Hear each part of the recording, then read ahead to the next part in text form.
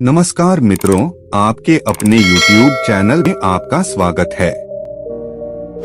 हमें अपने जीवन में जितना जरूरी है उतना ही बोलना चाहिए, यह तो सभी जानते हैं। लेकिन कम बोलने से हमें क्या फायदा होते हो और कैसे हम अपने आप को कम बोलने के लिए प्रेरित कर सकते हैं, ये कोई नहीं जानता। लेकिन आज की गौतम बुद्ध की कहानी के माध्यम से हम कम बोलने के महत्व को समझने की कोशिश करेंगे। तो वीडियो के आखिर तक बने रहिए।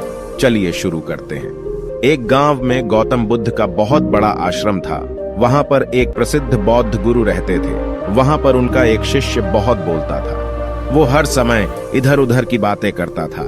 जब वह दान लेने के लिए जाता तो हर घर से एक नई कहानी लेकर आता और आश्रम के दूसरे शिष्यों को सुनाता था। एक शिष्य की दूसरे से बुराई करता, चुगली करता और दूसरों के सामने अच्छा बनने का प्रयास करता। खुद के मुंह से ही खुद की तारीफ करता रहता और हमेशा ही खुद को गुरु के सामने सबसे बुद्धिमान और उत्तम साबित करने का प्रयास करता। वह खुद को सभी शिष्यों से अलग और श्रेष्ठ मानता था। उसका कहना था कि मैं एक अमीर घर का बालक हूं। अगर मैं चाहता तो एक आरामदायक और सुविधाओं से भरा जीवन जी सकता था, लेकिन मैं वह सब छोड़कर यहां आ गया क्योंकि मुझे सत्य की खोज करनी है, खुद को जानना है, जीवन को जानना है। इसीलिए मेरा त्याग तुम सबसे बड़ा है। एक दिन गुरु ने आश्रम के सभी शिष्यों को बुलाकर कहा, आप सभी को अगले 1 माह के लिए कोई ना कोई संकल्प लेना है। इससे आपकी संकल्प शक्ति मजबूत होगी और आप में आत्मशक्ति का संचार होगा। आप सभी अपने सामर्थ्य के अनुसार कोई सभी संकल्प ले सकते हैं और यदि 1 माह से पूर्व आप में से जिसका भी संकल्प टूट जाएगा तो वो अपनी पुरानी दिनचर्या में वापस आ जाएंगे। सभी शिष्यों ने अपनी शक्ति के अनुसार छोटे बड़े संकल्प लिए और गुरु को अपने अपने संकल्प के बारे में बताकर वहां से चले गए। लेकिन वह शिष्य जो खुद को सबसे अलग और बड़ा दिखाना चाहता था, वो सीधे गुरु की कुटिया में पहुंच गया और बोला, मैं कोई छोटा मोटा संकल्प नहीं लेना चाहता, बल्कि खुद की ही भांति एक बड़ा और महान संकल्प लेना चाहता हूं। कृपया आप ही बताएं, क्या संकल्प लेना चाहिए। उसकी यह बात सुनकर गुरु मुस्कुराए और बोले, क्या तुम मेरे द्वारा दिए गए संकल्प को पूरा कर पाओगे? क्या तुम्हारे लिए उसे पूरा करना संभव होगा? शायद नहीं, वो तुम्हारे लिए संभव नहीं है।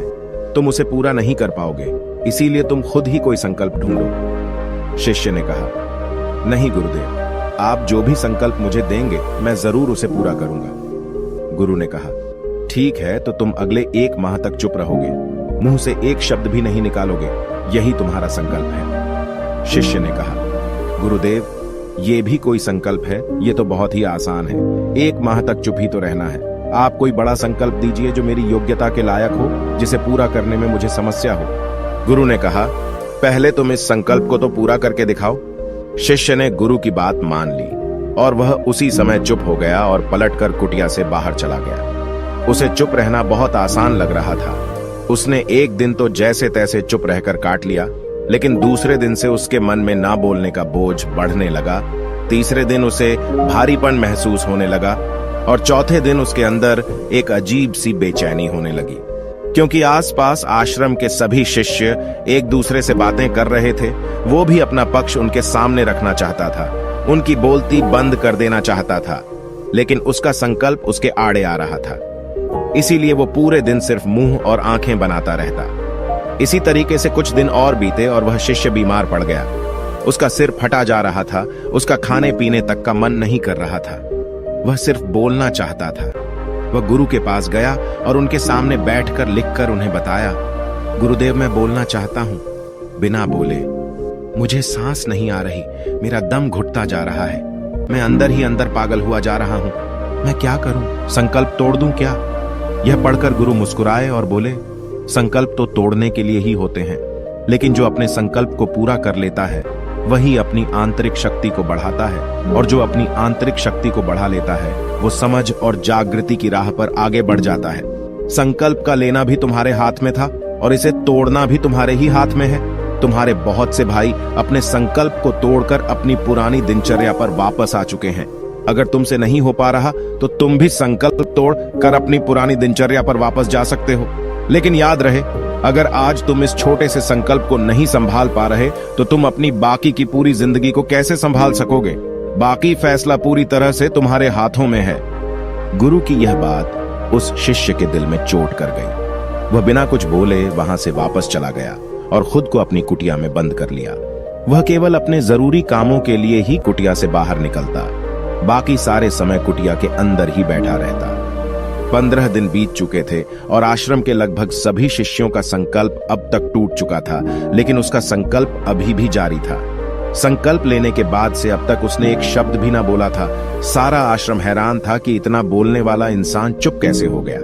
15 दिन बीतने के बाद वह दोबारा अपने गुरु के पास गया और लिखकर बताया है, गुरुदेव, मैं बाहर से तो चुप हूं, लेकिन मेरे भीतर बहुत सी आवाजें हैं, बहुत सी चीख पुकार और शिकायतें हैं। मैं अंदर ही अंदर बात करता रहता हूं। मेरा मन तरह तरह के प्रश्न पूछता रहता है। मैं बाहर से जितना मौन हूं, भीतर से उतने ही शोर शराबे से भरा हुआ हूं। क्या इस तरह से मेरा संकल्प अभी भी जारी है? गुरु ने कहा, हाँ, तुम्हारा संकल्प अभी भी जारी है, लेकिन जब तक लोगों की ये आवाजें तुम्हारे कानों में पड़ती रहेंगी, तुम्हारा मन बोलता रहेगा, क्योंकि इसे तो आदत है बोलने की। तुम भले ही बाहर से चुप रहो, लेकिन तुम अंदर ही अंदर बोलते रहोगे। तुम्हें इन बातों से, इन आवाजों से दूर जाना पड़ेगा। शिष्य गुरु को प्रणाम कर वहां से चला जाता है और सुबह होते ही अपनी कुटिया छोड़कर जंगल की तरफ चला जाता है। कई दिन बीत जाते हैं, संकल्प का समय भी पूरा हो जाता है, लेकिन शिष्य लौटकर नहीं आया। आश्रम में सभी को डर था कि कहीं जंगली जानवरों ने उसे खाना लिया हो। इस बीच उसे ढूंढने की बहुत कोशिश की गई, लेकिन वह कहीं नहीं मिला। सभी गुरु भाइयों ने मान लिया था कि जंगली जानवरों ने उसे अपना शिकार बना लिया है, लेकिन गुरु को ऐसा नहीं लगता था। एक दिन आश्रम का एक अन्य शिष्य गुरु के पास आया और बोला, गुरुदेव, हमारे उस अधिक बोलने वाले भाई के साथ क्या हुआ होगा? क्या जानवरों ने उसे मार दिया होगा? गुरु ने कहा, हो सकता है कि जानवरों ने उसे अपना शिकार बना लिया हो, लेकिन उसके न लौटने की एक दूसरी वजह भी हो सकती है। शायद उसे वो मिल गया है जिसके लिए वह गया था। फिर शिष्य ने पूछा, गुरुदेव, क्या ज्यादा बोलना इतना हानिकारक होता है? गुरु ने कहा, इंसान के जीवन के बहुत सारे दुखों में से एक दुख ये भी है कि वो कभी चुप नहीं रह सकता, हमेशा कुछ ना कुछ बोलता ही रहता है। सिर्फ हमारे बोलने के कारण हमारे आधे से ज्यादा दुख पैदा होते हैं। परिवार के अधिकतर झगड़ों की वजह हमारा बेमतलब बोलना ही होता है।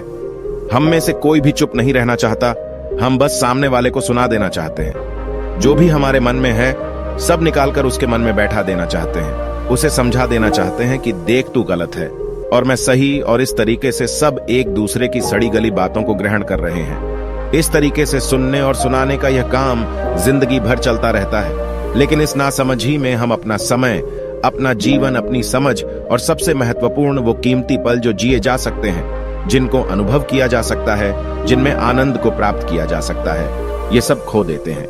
लेकिन इसके बदले हमें मिलता क्या है?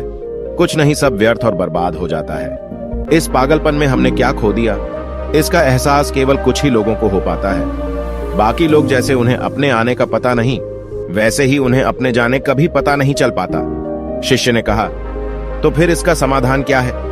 गुरु ने कहा, पूरी जागरूकता के साथ अपने विचारों को देखना यही एकमात्र तरीका है। सारी मानसिक समस्याओं का वर्तमान में रहकर चिंतन करना, पूरी जागरूकता के साथ अपना काम करना जिंदगी में चमत्कारिक बदलाव ला देता है।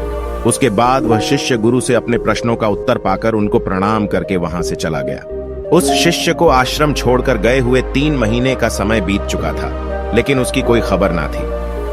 अब तक तो सभी गुरु भाइयों ने भी उसके वापस लौटने की उम्मीद छोड़ दी थी, लेकिन एक दिन वो आश्रम लौट आता है। उसे देखकर सभी के आश्चर्य और खुशी का ठिकाना न रहा, लेकिन अब वो नहीं था जो यहां से गया था। वो कुछ और ही बनकर वापस आया था। उसके अंदर एक गजब का बदलाव महसूस किया जा सकता था। उसके चेहरे पर एक गजब का ठहराव और आंखों में बड़ी शांति थी। आश्रम में आते ही सभी गुरु भाइयों ने उसे चारों तरफ से घेर लिया और बातें करने लग गए। वह भी अपने गुरु भाइयों से बातें करने लगा। उससे बात करने वाले सभी ने यह अनुभव किया कि अब वे पहले जैसा उतावला और बातूनी नहीं रह गया था। उसके मुंह से एक एक शब्द बहुत ही सुलझे हुए और मधुरता के साथ निकल रहे थे। थोड़ी देर तक गुरु भाइयों से बात करने के बाद वह सीधा गुरु की तरफ चला गया। उसने गुरु के चरण छुए और कहा, गुरुदेव, क्या मैं अब भी मौन हूं? क्या अब भी मेरा संकल्प जारी है? गुरु ने कुछ देर तक शिष्य की आंखों में बड़े ध्यान से देखा और कहा, हाँ, तुम अब भी मौन हो। तुम्हारे मुंह से एक भी शब्द निकल नहीं रहा और तुम्हारा संकल्प अभी भी जारी है। शिष्य ने कहा, गुरुदेव, जब मैं आश्रम से गया तो मैं मुंह से तो चुप था, लेकिन मेरे अंदर बहुत सी आवाजें थीं।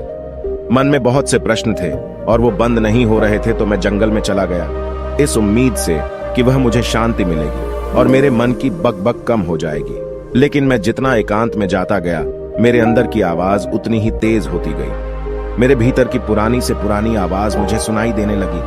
तब जाकर मैंने महसूस किया कि मैं कितना गलत कर रहा था। जब मैं अपने परिवार वालों, दोस्तों को और गुरु भाइयों को बुरा भला कहता था, तो उस समय मुझे लगता था कि मैं सही कह रहा हूं। जब मैं गुरु भाइयों की एक दूसरे से चुगली करता हूं और उनका मजाक बनाता, तब भी मुझे यही लगता था कि मैं उनसे बेहतर हूं और मैं सही कर रहा हूं। लेकिन उस दिन मैंने पहली बार महसूस किया कि मैं कितना गलत बोलता था। काफी दिनों तक ये आवाजें, ये शिकायतें मेरे अंदर चलती रहीं, लेकिन धीरे धीरे करके एक दिन ये सारी आवाजें मेरे अंदर से समाप्त हो गईं। अब मैं भीतर से भी मौन हो गया। उस घने जंगल में बाहर से कोई बोलने वाला था नहीं और भीतर कोई आवाज बची ही नहीं थी, और मैं उस दिन पहली बार मौन का सही अर्थ समझा। मेरे चारों तरफ बहुत शांति थी। हालांकि अभी भी कुछ आवाजें आ रही थी जो पहले भी आती थी, लेकिन मैं उन्हें सुन नहीं पाता था। पर अब वह सभी आवाजें मुझे स्पष्ट रूप से सुनाई दे रही थी। हवा के चलने की आवाज, चिड़ियों के चहकने की आवाज और पानी के बहने की आवाज, ये सभी आवाजें मैंने पहली बार पूरे होश पूर्वक सुनी। अपने चारों तरफ इतनी शांति मैंने पहले कभी महसूस नहीं की थी। तो इस शांति को भंग करने के लिए मैंने पहली बार अपने मुंह से कोई शब्द निकाला। मैं चिल्लाया, हे ईश्वर, यह कैसी शांति है? सभी कुछ इतना शांत क्यों है? ऐसा क्या हो गया? लेकिन मेरे चिल्लाने के बाद भी वह शांति भंग नहीं हुई। सब कुछ पहले के जितना ही शांत था, बाहर भी और भीतर भी। हे गुरुदेव, मैंने अपने गुरु भाइयों से बात की, मैंने आपसे बात की। मैं बोल रहा हूं, मैं चल रहा हूं, मैं सब कुछ देख रहा हूं, लेकिन मैं अपने भीतर एकदम एकांत में हूं, मौन में हूं, भीड़ में होता हूं, तब भी भीतर से अकेला एकांत में होता हूं। जब मैं खुद में भी शोर करना चाहता हूं, तब भी एकांत में ही होता हूं। अब सब दिखाई पड़ने लगा है, सब सुनाई पड़ने लगा है। गुरु ने कहा, जब तक हम बाहर की तरफ बोलते रहेंगे, भीतर अशांति ही रहेगी।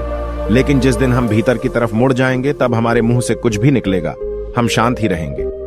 दुनिया में जितनी भी बुराइयां हैं, ज्यादातर हमारे बोलने से ही उत्पन्न होती है, क्योंकि हम चुप रहना नहीं चाहते। हम जितनी जरूरत है उससे कहीं ज्यादा बोलते हैं। हम सामने वाले को सुनना नहीं चाहते, बल्कि उसकी बोलती बंद कर देना चाहते हैं। उसे समझा देना चाहते हैं कि मैं कौन हूं, मैं क्या कर सकता हूं, और यही हमारी जिंदगी का मकसद बनकर रह जाता है। हमारी सारी ऊर्जा इस व्यर्थ के बोलने में बर्बाद होती रहती है। ऐसे ही समाज में लोगों का जीवन दुखों से भर जाता है, जो हमेशा एक दूसरे को सुनाने में लगे रहते हैं।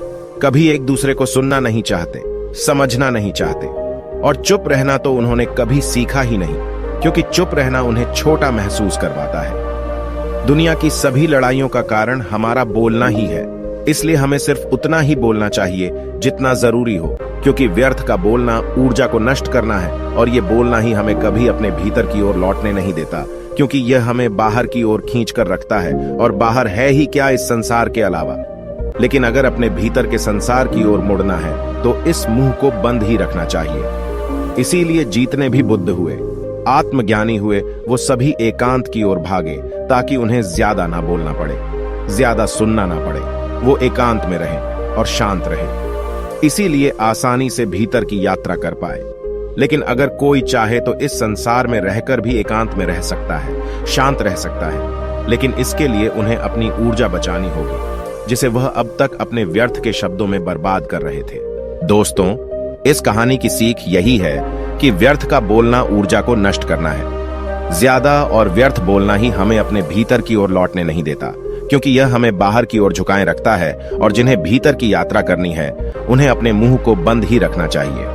मुझे उम्मीद है कि आपको यह कहानी पसंद आई होगी और काफी कुछ सीखने को मिला होगा। और यदि यह प्रस्तुति आपको पसंद आई है, तो वीडियो को लाइक और चैनल को सब्सक्राइब कीजिएगा। धन्यवाद।